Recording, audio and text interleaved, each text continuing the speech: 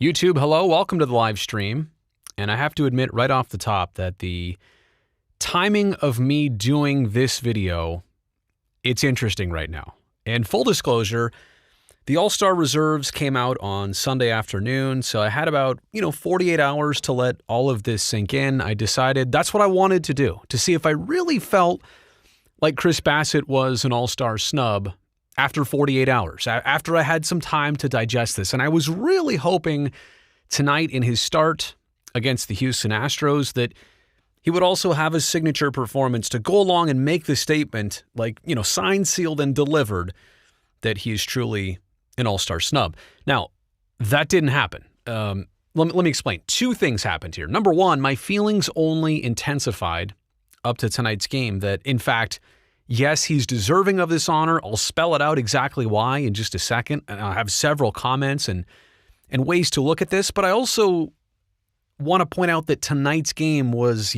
probably among the worst he's pitched in two, if not the last three seasons. And it was not a train wreck. Don't get me wrong. I have seen starts go way worse than what Chris Bassitt had tonight against the Astros. And literally, Yordan Alvarez, 2 pitches, 5 runs, like 2 homers, So again, I don't want to make it about tonight and the overall deserving honor of Chris Bassitt. That part is unfortunate. It does not help me make my point, but I'm still here because I feel it's so relevant, and the bigger picture, the bigger body of work is what we're talking about here, not what happened in one game tonight. So you think about Chris Bassitt, what he's done across the last several seasons, and I actually want to begin here. Sorry, a little distracted. I want to pull up his stats from this season entering tonight. Now, again, tonight, not on the right side of the game, doesn't help his stats out in terms of ERA or anything else. But if you take this pace or similar, right there, 9-2, the innings pitched, the ERA, all that stuff right there, and you extrapolate it across a full season, like literally you're getting somebody in the Cy Young conversation. Not saying he's going to win it. I'm saying that he'd have to be a finalist. Again, projecting these numbers across a full season. But somehow these numbers are not enough to get him on that All-Star team. You can tell I'm having fun switching cameras and shots here. These numbers aren't enough to get him in, but it gets a lot of these other names in the Midsummer Classic. So how is that? And the last point I'm going to make, I'm circling all the way back to this at the very end. It's not like the Oakland A's have 3 or 4 guys going and, all right, it's, you take what you get, and the A's have literally Matt Olson. It's a 97-win team for the equivalent of 3 seasons straight. And he's not there, and full credit to Matt Olson. He completely deserves to be there. But so does Chris Bassitt. So I want to point this out. I'm trying to figure out reasonings and stuff that makes sense. I'm trying to play devil's advocate. I'm trying to figure out, somebody talk me the other way about this. Tell me why it's okay that he's snubbed. Tell me why he doesn't deserve to be there. Or give me some kind of explanation. And I really don't see it, but there is this. And it was the idea of Bip Roberts, who was on pre- and post-game live tonight. And, he said a lot of times when you're being selected, and especially in this case, not by the fans, but you're being selected by opposition players and by other teams' managers across baseball. I mean, Chris Bassitt had a really good 2019. He was 10-5, a 3.81 ERA, 144 innings pitched. He was healthy the entire season. 141 strikeouts. That was pretty good. That was a nice statement. And honestly, he backed it up, though, in 2020. That's last year, I felt, when he really took over the reins. Ace of the staff, stopper, number 1 guy. Clearly, he took over a brand new role with his team. He expanded on 2019 in a shortened 2020. 5-2 record last year, 2.29 ERA. 63 innings of work, 55 strikeouts. But the problem with last season is that Bassitt only got to face other AL West teams and a couple in the NL West. But he didn't get to see everybody head-to-head. He didn't get to do his thing and dominate against other teams head-to-head. And because of that, he wasn't able to kind of have his mark left on opponents who might have been voting for him this time around to be in the All-Star game. So I go back to this, the success he had last year in tandem with this year, where again, he still has not seen a majority of other major league teams that would vote him in, or even American League teams that would vote him in. Unfortunately, all that lack of exposure, lack of, visibility, and the timing of all this, I guess that might have cost him. Now, clearly, I can see these stats. You can see these stats. But there's just something about sticking it to somebody else, really making them pay for it, making them feel it. That would put you maybe more in the All-Star conversation. And I want to come on here and point this out for a second.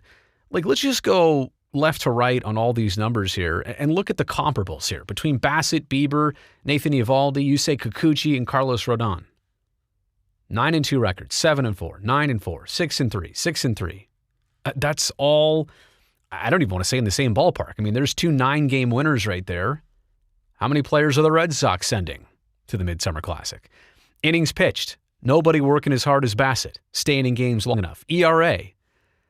Rodon here's got a 2.37. All right. And, Kikuchi's in the ballpark at a 3.18. But Bassitt's right there. Strikeouts.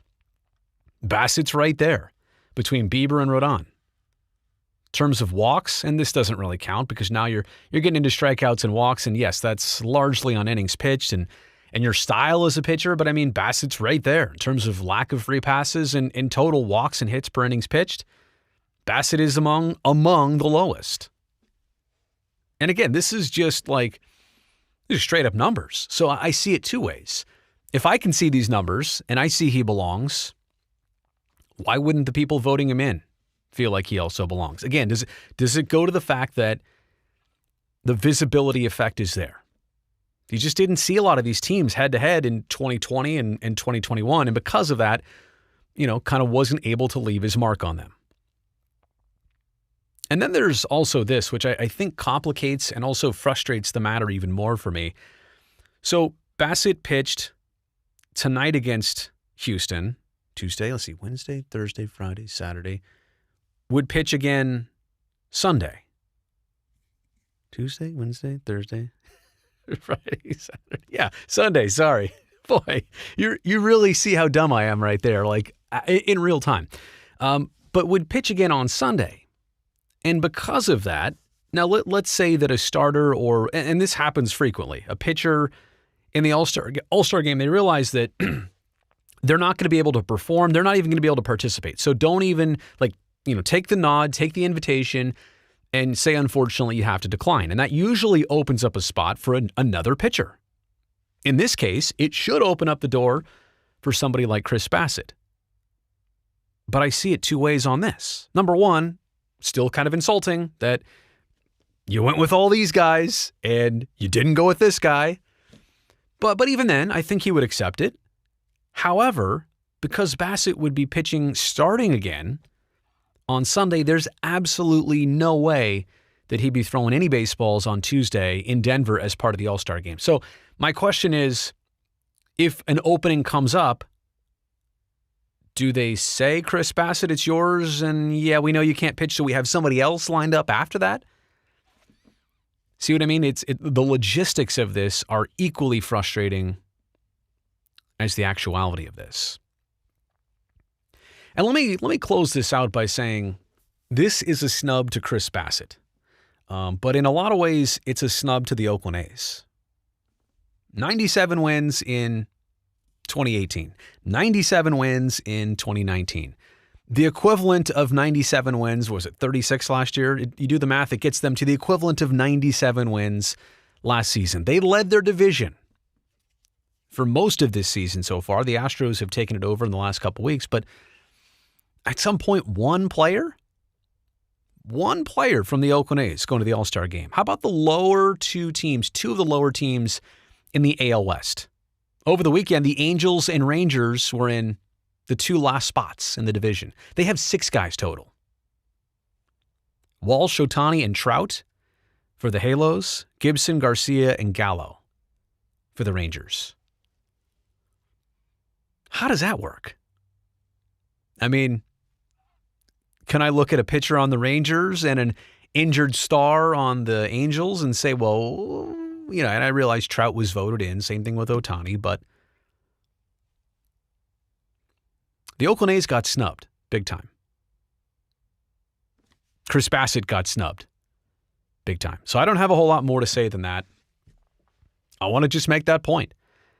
I'm trying to see this in every other way that even goes against my thinking.